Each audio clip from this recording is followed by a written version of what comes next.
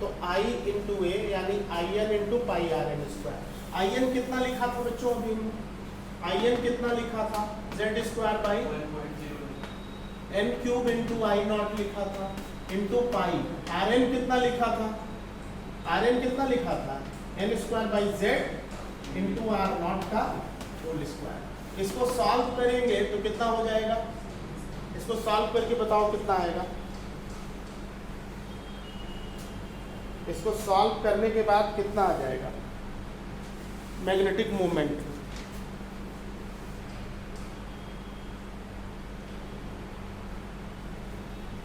इसको सॉल्व करें तो कितना आ जाएगा भाई? n power 4 z power 2, n power 4 z power 2 r naught power 2, ये रूट स्क्वायर हटा दिया, कोई दिक्कत? z स्क्वायर से z square cancel, n to the power 3 और a कैन ये कैंसिल, तो कितना हुआ बच्चों? n मल्टीप्लाइड बाई, है ना, i not into pi r not का होल स्क्वायर। कोई दिक्कत? भाई यही बचेगा ना? और ये मैग्नेटिक मूवमेंट है बोर ऑर्बिट का, तो n times of magnetic movement of Bohr orbit, this is mn। Bohr orbit का मैग्नेटिक मूवमेंट m नॉट। अगर आप आई नॉट की वैल्यू पुट करो, आर नॉट की वैल्यू पुट करो, पाई की वैल्यू पुट करो तो m नॉट आ जाएगा। बोलो बच्चों, m नॉट निकालना है जो कि I nought into pi r nought square है। आई नॉट की क्या वैल्यू होती है? आई नॉट की वैल्यू क्या होती है? 1.01 10 टू दी पावर -3। पाई की वैल्यू 3.14, आर नॉट की वैल्यू 0.53 10 टू दी पावर -10 का होल स्क्वायर। सॉल्व कर लोगे इसको, आप सॉल्व कर लोगे तो m नॉट की वैल्यू जानते हो क्या आएगा? यहाँ पे m नॉट, जिसको magnetic movement of Bohr orbit कहते हैं, यह आ जाएगा 9.24 10 to the power -24 ampere into metre square. इसको कहते हैं bore magneton.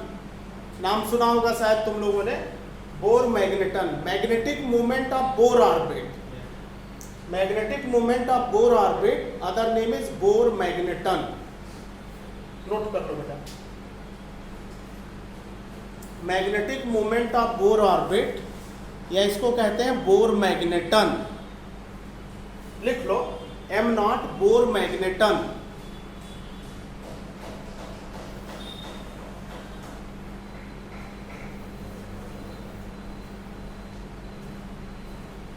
Clear?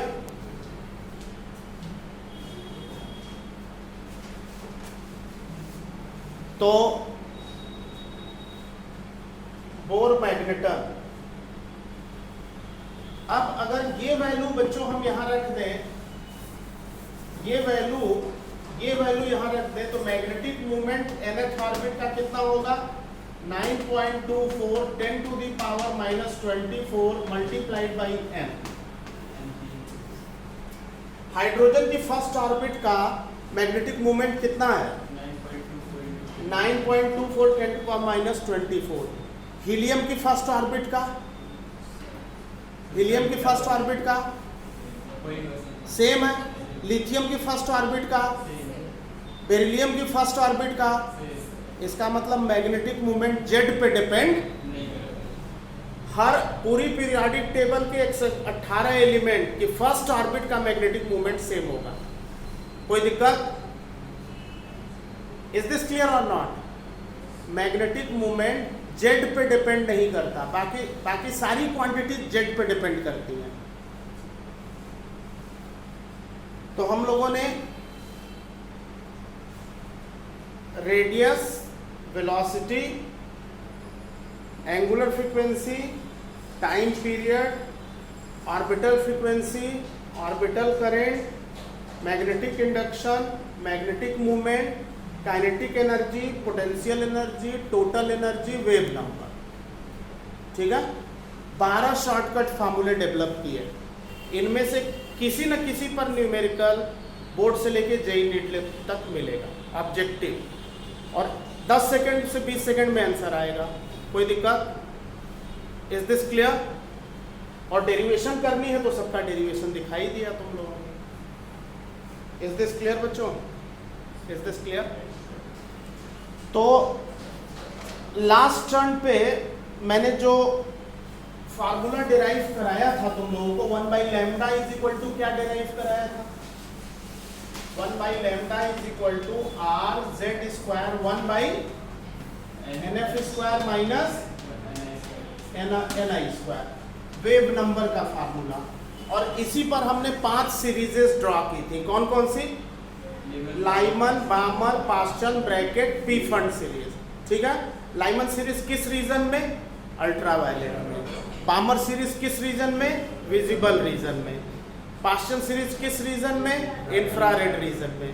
Bracket series किस रीजन में? इंफ्रारेड रीजन में। और पी फंड सीरीज किस रीजन में? फार इंफ्रारेड रीजन में। और इसका एनर्जी लेवल डायग्राम हम लोगों ने बनाया था ना। अब इस पर एक क्वेश्चन लिखो। कोई न्यूमेरिकल नहीं कराया था लास्ट क्लास में? इस पे लिखो बच्चों, find the shortest wavelength of, इस पर एक न्यूमेरिकल लिखे, find the shortest wavelength of Lyman series, find the shortest wavelength of Lyman series. किसी एटम का नाम लिया है? नहीं लिया है, तो अंडरस्टूड है हाइड्रोजन एटम। अगर कहता find shortest wavelength of Lyman series of lithium double plus, ठीक, तो फिर हम Z2 लेके करते। मुझे ये बताओ कि लाइमन सीरीज के किस लाइन का वेवलेंथ शॉर्टेस्ट होगा? फिगर देख के बताओ। जो मैंने एनर्जी लेवल डायग्राम बनवाया था उसको ध्यान से देख के बताइए कि किस लाइन का सबसे कम वेवलेंथ होगा। फर्स्ट का, सेकंड का, थर्ड का, इन्फानाइट का। इन्फानाइट का वेवलेंथ सबसे कम होगा। फिगर देखो ना, मैंने फर्स्ट पहला ट्रांजिशन कहां से कहां तक लिया है? 2 से 1। दूसरा ट्रांजिशन 3 से 1। तीसरा ट्रांजिशन 4 से 1। चौथा ट्रांजिशन 5 से 1। और लास्ट ट्रांजिशन इन्फानाइट से 1। ठीक है बच्चों, आपको बताना है शॉर्टेस्ट वेवलेंथ। शॉर्टेस्ट वेवलेंथ किस लाइन का होगा? इन्फानाइट लाइन का। क्यों? क्योंकि इन्फानाइट से जब ट्रांजिशन फर्स्ट स्टेट में होगा तो इन्फानाइट एनर्जी रिलीज होगी। भाई इलेक्ट्रॉन इन्फानाइट स्टेट से फर्स्ट स्टेट में आ रहा है तो infinite amount of energy release according to Bohr theory. और एनर्जी अगर इन्फानाइट होगी, अगर एनर्जी मैक्सिमम होगी तो वेवलेंथ क्या हो जाएगा? वेवलेंथ क्या हो जाएगा?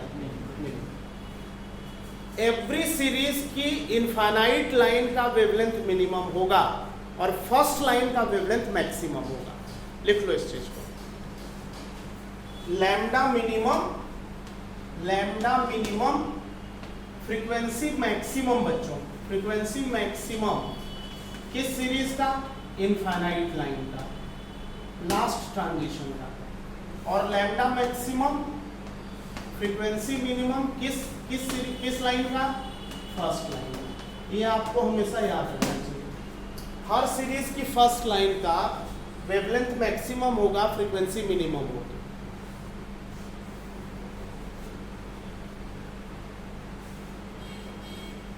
तो अब आप इसमें 1 बाई लैम्डा वाला फॉर्मूला लगा करके आंसर बताओ इस क्वेश्चन का। वेव नंबर वाला फॉर्मूला लगा करके आंसर बताना है शॉर्टेस्ट वेवलेंथ का।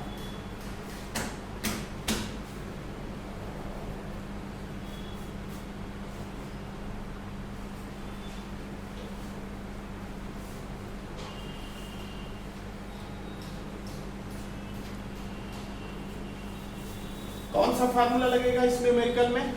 1 by lambda R Z square. Z कितना है इसमें? 1। तो R 1 by N F square NF square का मतलब first square 1 by infinite square.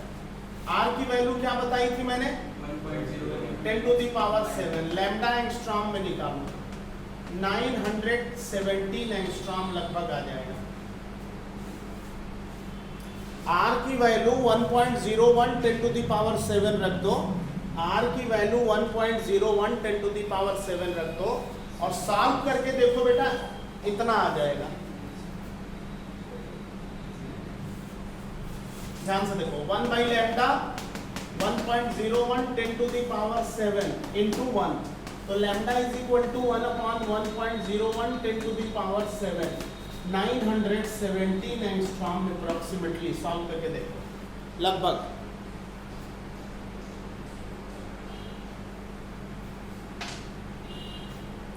Is this clear?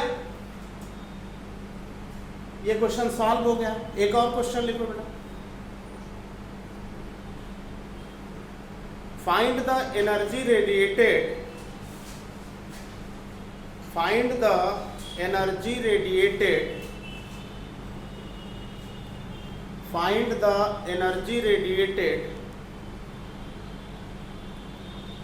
when electron makes transition. When electron makes transition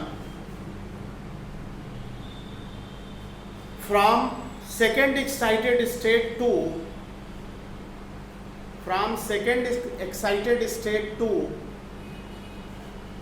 first excited state.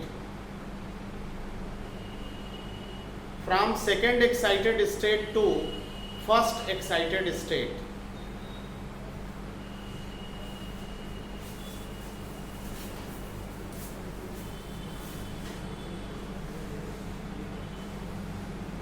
बोलो बच्चों क्या answer होगा?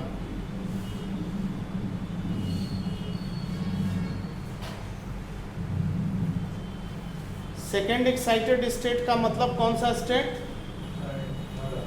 थर्ड स्टेट, यही है ना? और फर्स्ट एक्साइटेड स्टेट का मतलब सेकेंड स्टेट। क्या आंसर है? क्या आंसर है? इलेक्ट्रॉन का transition n is equal to 3 से n इज इक्वल टू 2 में हो रहा है। इलेक्ट्रॉन यहाँ से यहाँ ट्रांजिट हो रहा है। तो बोर थ्योरी क्या है कि रेडिएशन जनरेट होगा। कितना जनरेट होगा? रेडिएशन कितना जनरेट होगा? E3 minus E2। यही बताया था ना, ये बात बताई थी ना बोर्स एटॉमिक मॉडल में। सेकेंड स्टेट की एनर्जी क्या है? सेकेंड स्टेट देखो डायग्राम में एनर्जी लेवल में देखो n इज इक्वल टू 2 की एनर्जी कितनी है?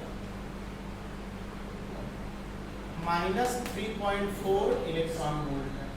ध्यान से देखो है या नहीं है? थर्ड स्टेट की कितनी है? 1.5 इलेक्ट्रॉन वोल्ट। तो h न्यू कितना हो जाएगा? EI मतलब -1.5 माइनस EF -3.4। ये आंसर है। कितनी एनर्जी रिलीज हो रही है? कितनी एनर्जी रिलीज हो रही है?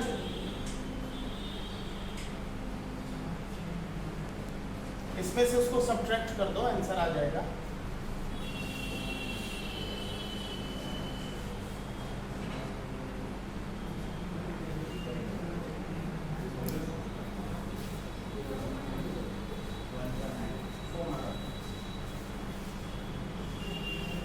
कितना आ गया? इसको सॉल्व करेंगे तो कितना आएगा? 1. इलेक्ट्रॉन वोल्ट एनर्जी रिलीज हो। Is this clear? इसके अलावा बहुत सारे क्वेश्चंस जो है पीवाईक्यू में दिए हुए हैं। जेई नीट का पीवाईक्यू हो या बोर्ड का पीवाईक्यू हो, बहुत so many numericals, more than 125 questions are given. Is this clear? Whole concept clear? Atom का पूरा कॉन्सेप्ट क्लियर है? ओके। इसके बाद है बच्चों न्यूक्लियस।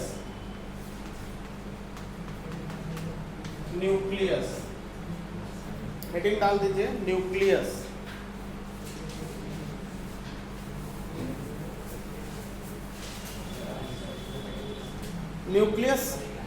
न्यूक्लियस में रेडियो एक्टिविटी पार्ट डिलीटेड है, जो कि बहुत थोड़ा सा पार्ट न्यूक्लियर फिजिक्स का केवल सिलेबस में है। तो हेडिंग डाल दो बच्चों न्यूक्लियर फिजिक्स। न्यूक्लियर फिजिक्स, और न्यूक्लियर फिजिक्स में सबसे पहले हम लोग डिफाइन करेंगे electron volt. Electron volt, electron volt definition लिखो बच्चों। इलेक्ट्रॉन वोल्ट की डेफिनेशन लिखिए। Energy of an electron, energy of an electron, energy of an electron under potential difference of 1 volt. Energy of an electron under potential difference of 1 volt is 1 electron volt. 1 electron volt. 1 electron volt is equal to 1.6 10 to the power minus 19 joule. 1 electron volt 1.6 10 to power minus 19 joule। ये आपको हमेशा के लिए याद होना चाहिए, मालूम भी होगा 1 electron volt 1.6 10 to power minus 19 joule होता है बच्चों। पहली डेफिनेशन ये है। दूसरी डेफिनेशन है atomic mass unit. Atomic mass unit, short में इसको क्या कहते हैं? AMU। डेफिनेशन लिखो बच्चों, AMU mass of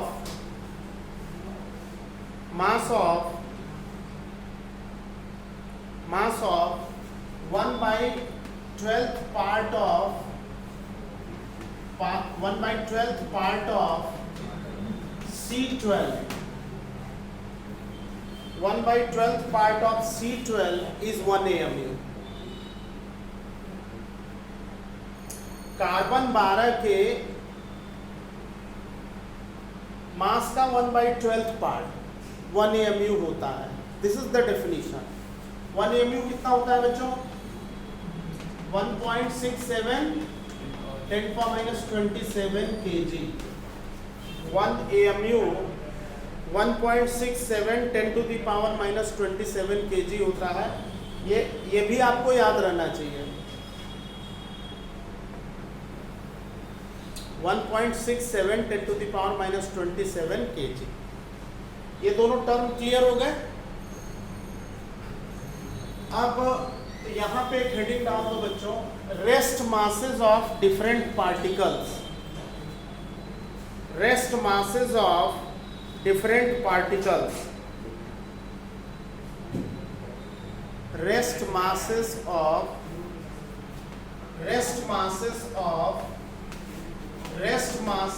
of different particles. पहला है rest masses of different particles. देखो बच्चों, कोई भी पार्टिकल अगर रेस्ट में है तो उसका मास अलग होता है, और अगर मूव कर रहा है तो मास अलग होता है। बात समझ में आई? जैसे जैसे उसकी स्पीड बढ़ती जाती है वैसे वैसे उसका मास भी बढ़ता जाता है। जब उसकी स्पीड ऑफ लाइट के बराबर हो जाती है तो मास इनफाइनाइट हो जाता है। बात समझ में आई? तो हमें रेस्ट मासेस, 3 पार्टिकल का रेस्ट मास बताऊंगा, इलेक्ट्रॉन प्रोटॉन न्यूट्रॉन का, वो आपको याद होना चाहिए। बाकी न्यूमेरिकल में किसी न्यूक्लियस की बात करेगा तो उसका रेस्ट मास दिया रहेगा। बात समझ में आ रही है? तो आप पहला लिखो rest mass of electron. Rest mass of electron Me। Rest mass of electron Me।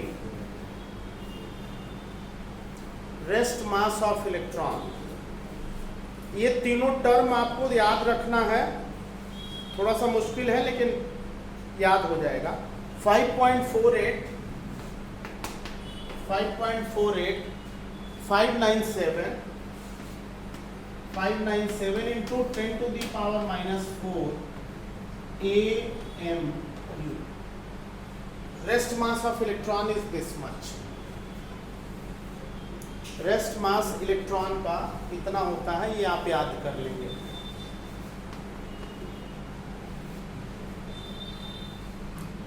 ठीक है। दूसरा है rest mass of proton. Rest mass of proton, rest mass of proton Mp plus. Rest mass of proton 1.007276 AMU। 1.007276 AMU।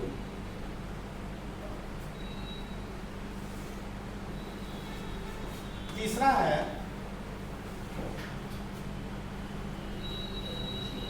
Rest mass of neutron.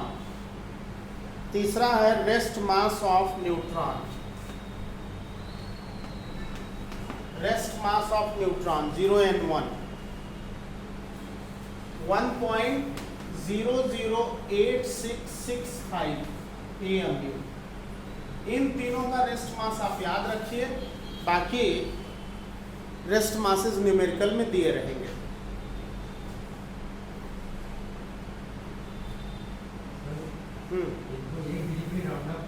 नहीं, round up बिल्कुल नहीं करना है, इसीलिए तो दिया है। Is this clear? एक क्वेश्चन लिखो बच्चों। Find the energy, find energy equivalent to 1 AMU। Find the energy equivalent to 1 AMU. Find the energy equivalent to 1 AMU in MeV, mega electron volt.